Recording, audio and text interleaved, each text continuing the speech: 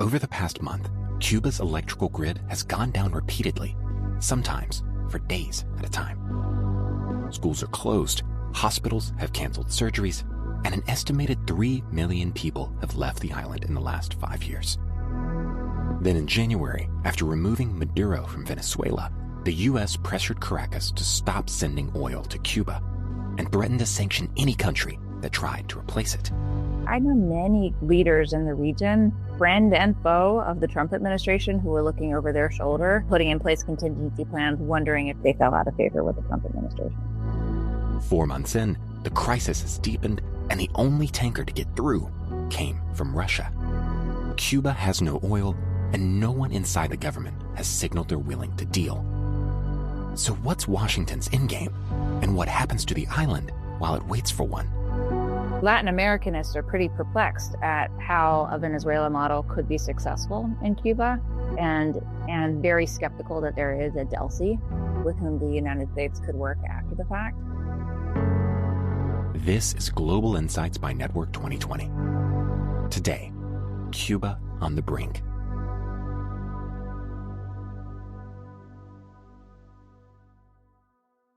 Joining us today is Emily Mandrala, former Deputy Assistant Secretary of State in the Bureau of Western Hemisphere Affairs. Moderating the conversation is Courtney Doggart, President of Network 2020. Emily, where I wanted to start is a two-part. One, bit of a scene setter. What is the current situation in Cuba? We know that there have been near collapses of the national energy grid. So could you just put into context what has happened, what's the state of play right now, but then also to broaden that part out. And if you wouldn't mind, we'd love to hear a little bit about how the long history of U.S.-Cuba relations that we just heard about has shaped this current situation. Sure. Thank you, Courtney. And thanks, everybody, for the opportunity to be here. I'm looking forward to this discussion. So the current situation is really dire, in short. There is a humanitarian crisis on the island. Schools are shuttered. There are periodic blackouts that are scheduled to preserve electricity. And then we have also seen the electrical grid collapse in its entirety many times over the last month, being offline sometimes for days while the government seeks to repair it quickly. And hospitals have canceled surgeries. There is very little by way of public transportation.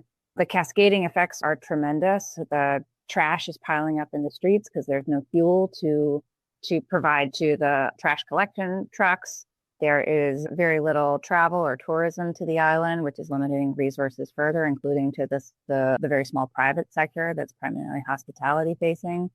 I think with power cuts, intermittent water, spoiled food, when electricity goes out, the health sector being severely impacted as well, there's a lot of fear that worse things are around the corner.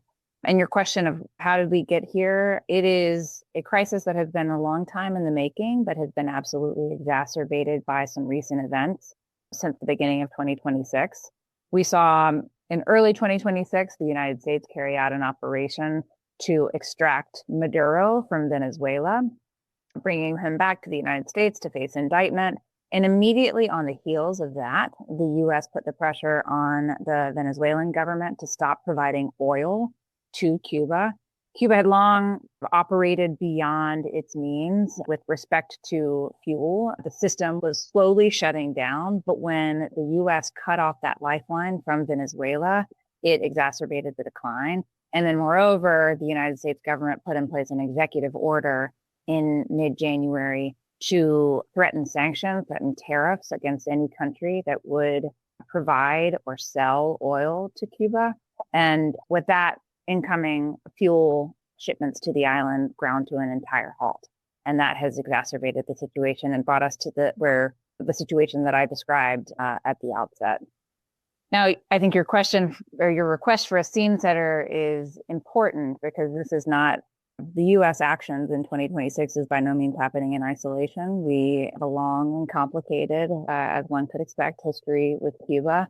So I want to take you back very briefly to the 1800s and give a quick overview of what that relationship has looked like so that we can put today in context. So 1800s, tons of American commercial interests in the island. We helped Cuba break free from Spain in 1898, but immediately thereafter imposed the Platt Amendment, which gave or reserved the right for the United States to intervene in Cuba whenever we wanted to.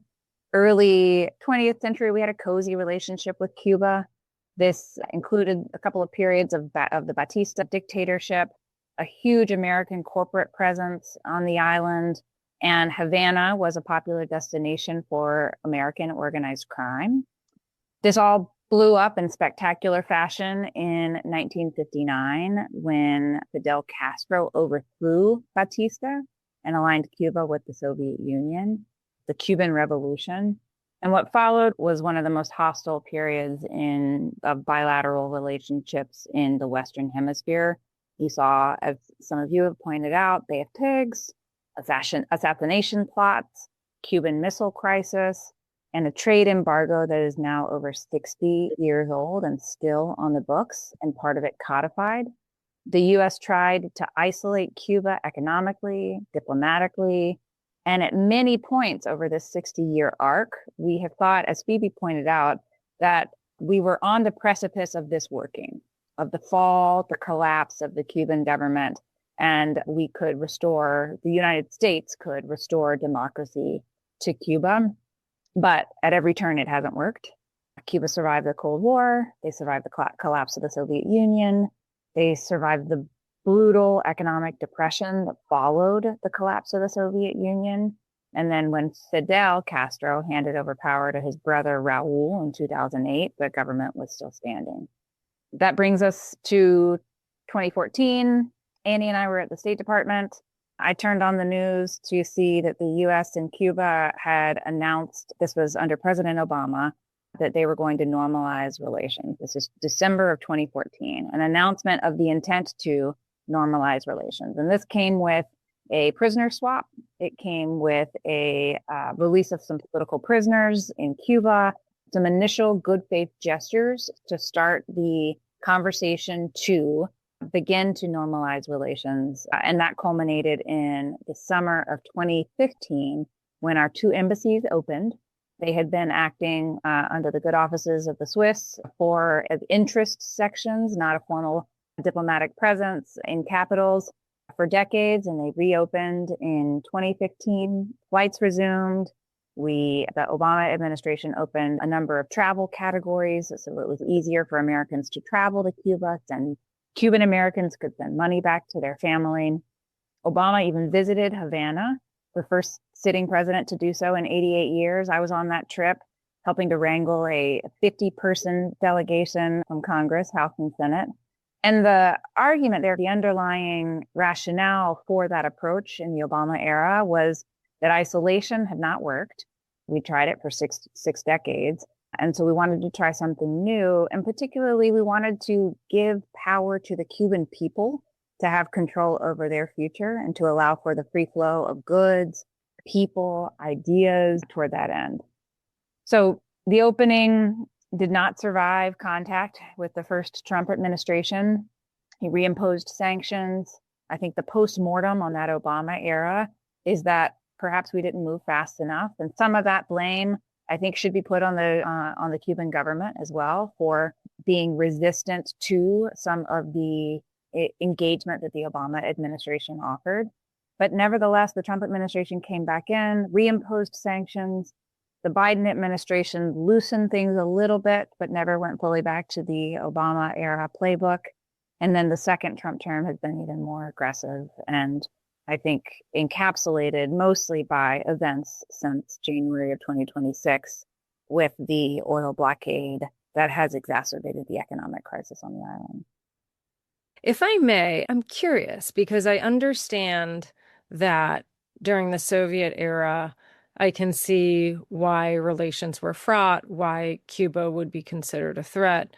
In the post-Soviet era, it seems like we've gone back and forth based on what you said about the Obama administration's approach. And now I believe Trump has labeled Cuba some sort of extraordinary threat.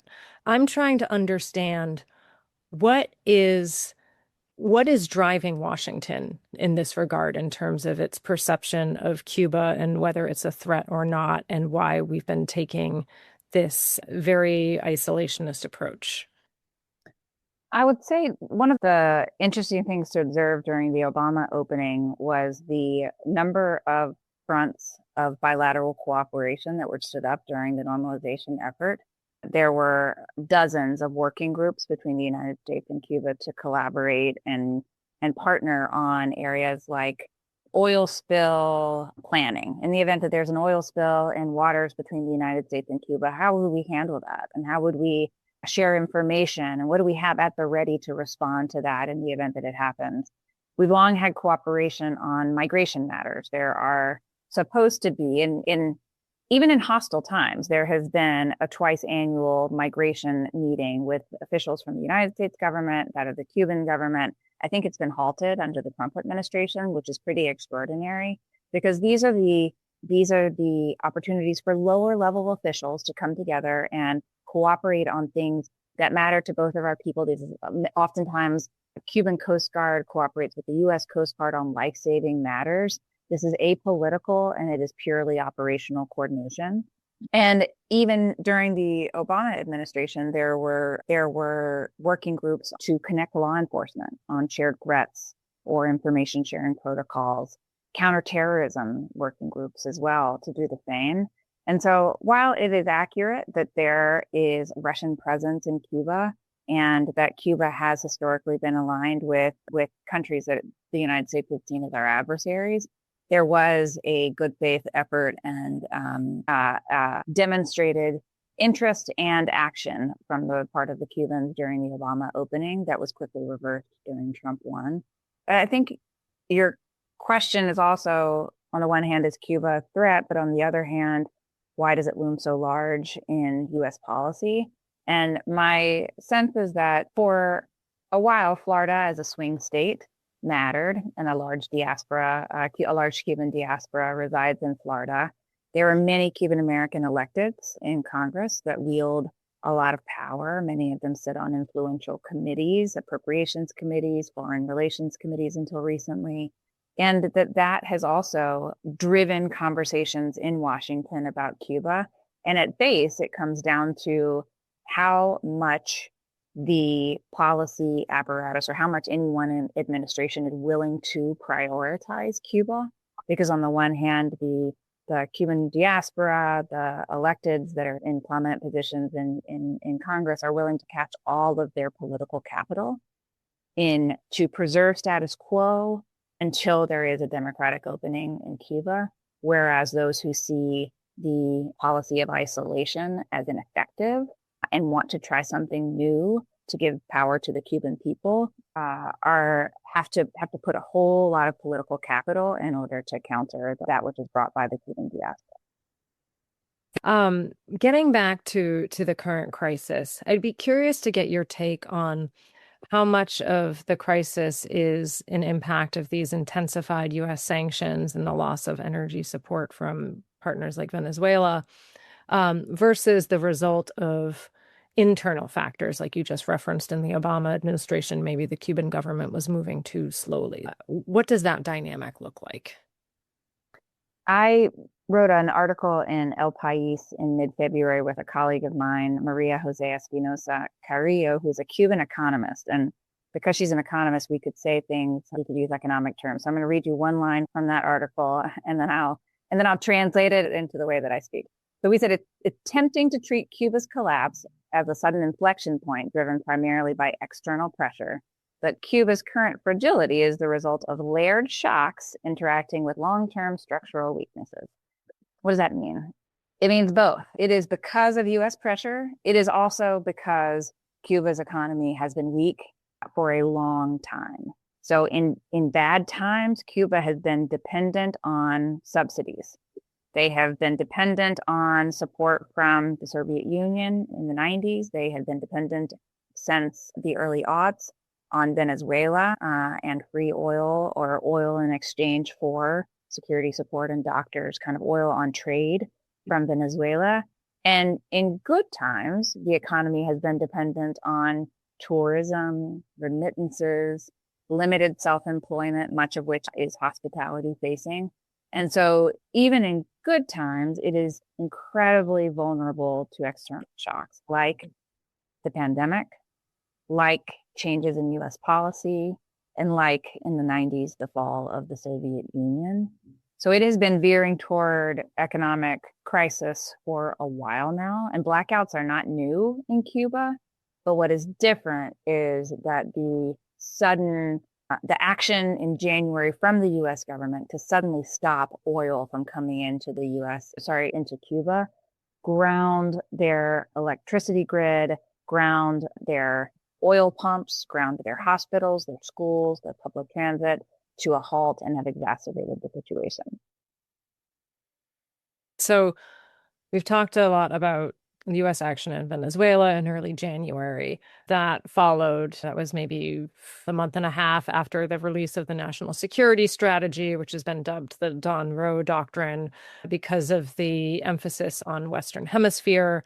I'd be curious to get your take, and I'll put this in a multi-part question, what you think about whether this signals the approach in Venezuela and what they're doing with Cuba now, whether that signals a transition in Washington from more containment to this pursuit of regime change. And I'll just blow that out a little bit to bring in, because nothing operates in a vacuum, the fact that the U.S. is currently conducting operations in Iran that might change the calculus of other leaders. So I'm curious, just a two-part question. What do you think the U.S. strategy is, especially given the national security strategy and what they're pursuing in Latin America? And then how might that be perceived in Cuba, given the deviation, let's say, from the Western Hemisphere focus with Iran? I think I'm going to take your second question first. So there's the operation in Venezuela in early January, and it was seen as a tactical success. The military was able to get in, get out, no loss of life from the United States, from U.S. military, seize its target. And in the aftermath, they have found a partner in Delcy Rodriguez, the former vice president, who's now in the role of president. And so we have seen in Latin America circles and even in foreign policy circles, a shorthand reference to what's happened in Venezuela as Trump is in search of his Delcy. And the Venezuela model is governing his efforts elsewhere. And absolutely in Iran, I have heard U.S. government officials say several times that they are in search of a Venezuela model and are looking for their Delcy with whom they can cooperate. In Venezuela, we see that the relationship with Delcy is in service of reviving the country's petroleum sector, or their oil sector. They have the largest known petroleum reserves in the world, which is apparently the kind of motivation of the U.S. government for the early January operation and its engagement since. And they have set up a model of profit sharing, where the United States is encouraging investment and in exercising a lot of control over the oil sector, where the oil goes, and siphoning some of the profits or sharing some of the profits as well. And I've heard reference in Iran to a desire to do something similar vis-a-vis the Strait of Hormuz. And it doesn't seem like that's the plan today, although I did see reports that the tolling system that Iran has set up will be paid in crypto that's affiliated with the Trump administration. So perhaps that is the model that's going to play out in Iran. But I have also heard reference to the Venezuela model and in search of a Delcy when it comes to Cuba. And there are so many differences between Cuba and Venezuela. There's so many differences between Venezuela and Iran as well. But Latin Americanists are pretty perplexed at how a Venezuela model could be successful in Cuba, and very skeptical that there is a Delcy with whom the United States could work after the fact. I think a couple of differences just to highlight: Venezuela has oil, Cuba does not. So it's hard to see what the economic motivator would be in Cuba. Perhaps it's tourism, that the revenue would pale in comparison to a revived oil sector in Venezuela. There's the idea of a Delcy is perplexing because the Cuban Communist Party exercises so much control over everything in Cuba and has for decades, whereas in Venezuela, they held elections, democratic elections. They were flawed, but there were elections in 2024. That is recent. There is an opposition and a credible opposition and a successful opposition in Venezuela, whereas no such opposition in an organized sense exists in Cuba. There are opposition actors and people who speak out against the government, but they are pretty swiftly suppressed, either because they're jailed or because they are threatened into silence.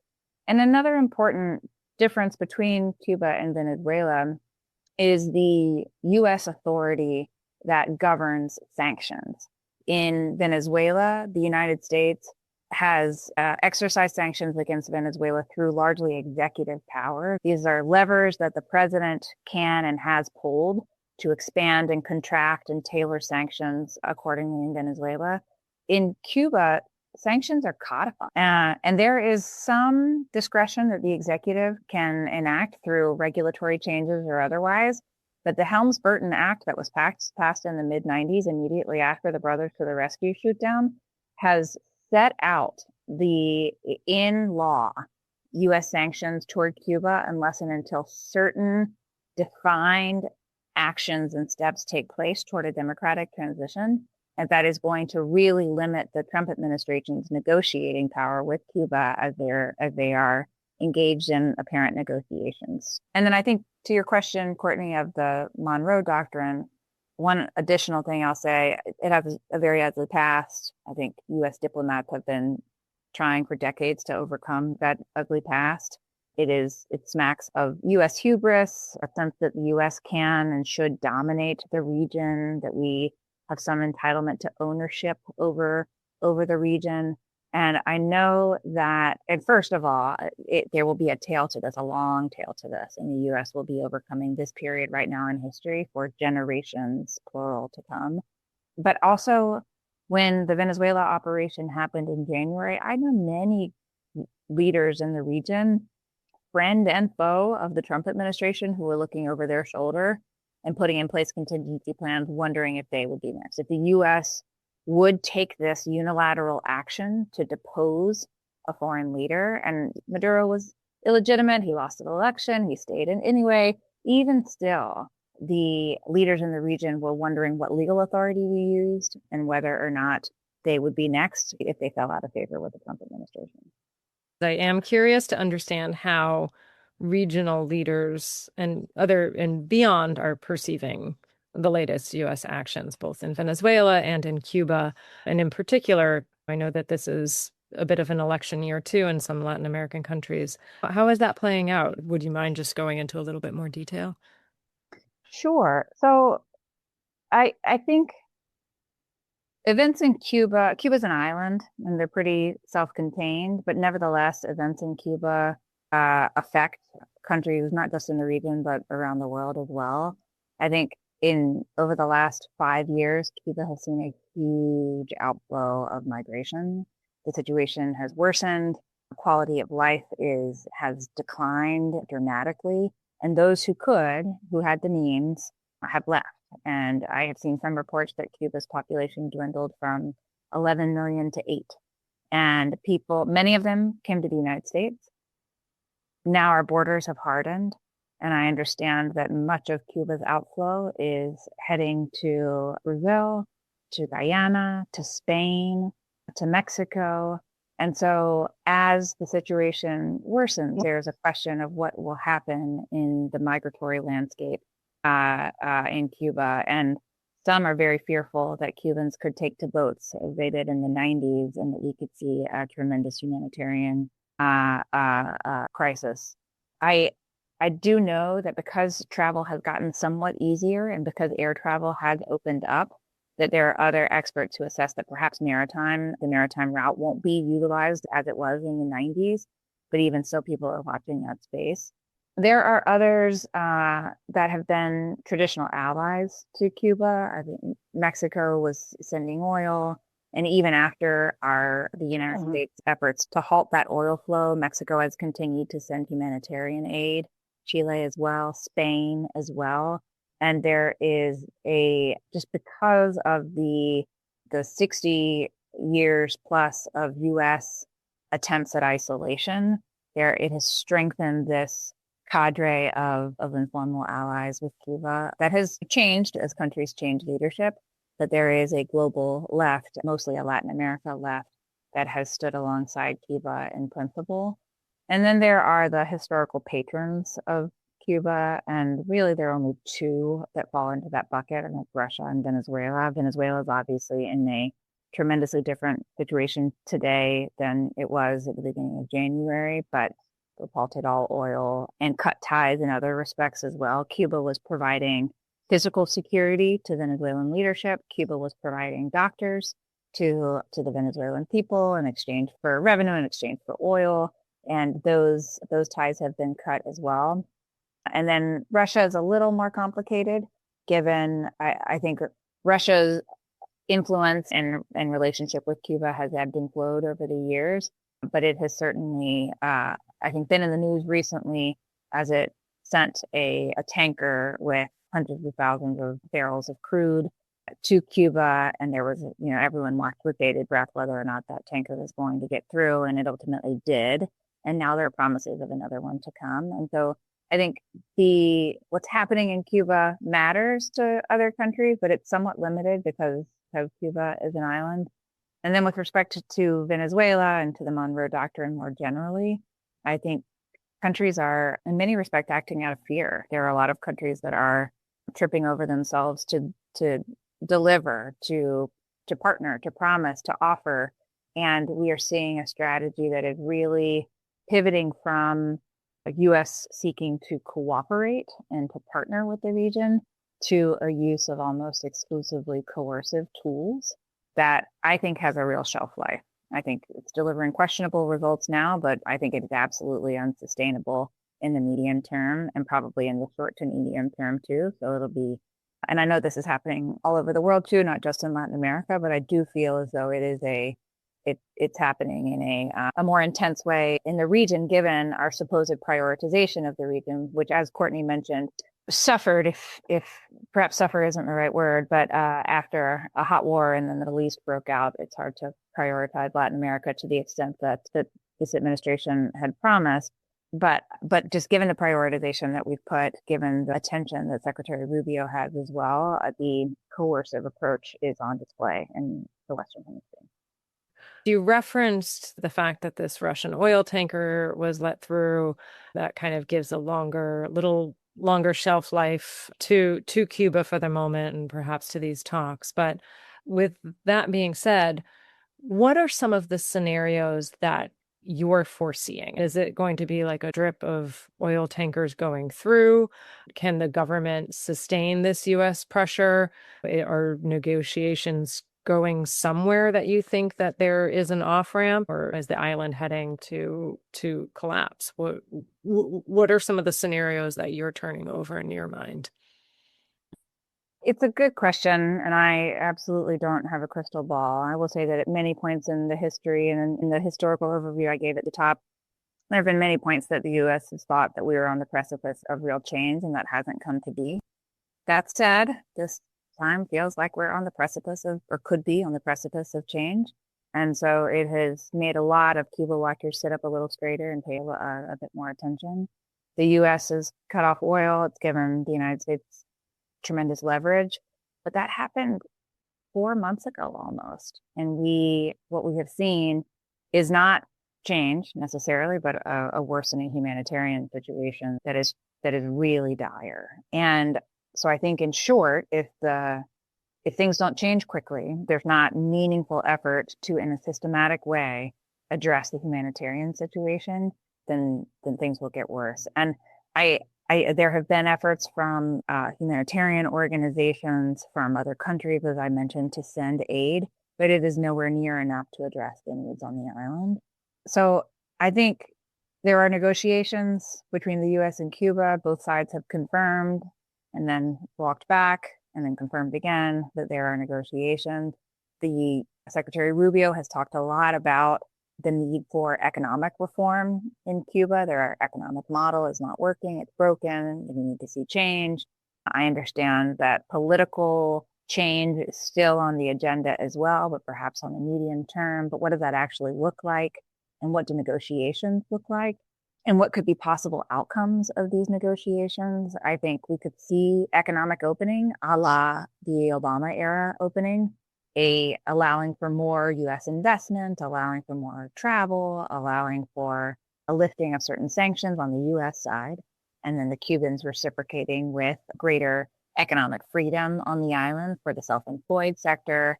We could see demands for release of political prisoners. The Cuban government just 2 weeks ago announced that they were planning to release a large number of prisoners, but the reports are muddied as to whether these are individuals in prison for political reasons or simply prisoners who are having their sentences commuted. I think, in an ideal situation, the Cuban people would have a lot more power over determining their own future, that they would have the opportunity to elect and choose their leaders. They would have the opportunity to choose their economic paths as well, and that they would have freedom of expression. It's troubling watching the way that the negotiations are proceeding, especially amid such a dire humanitarian situation. Thank you, Emily. I really, really appreciate that overview.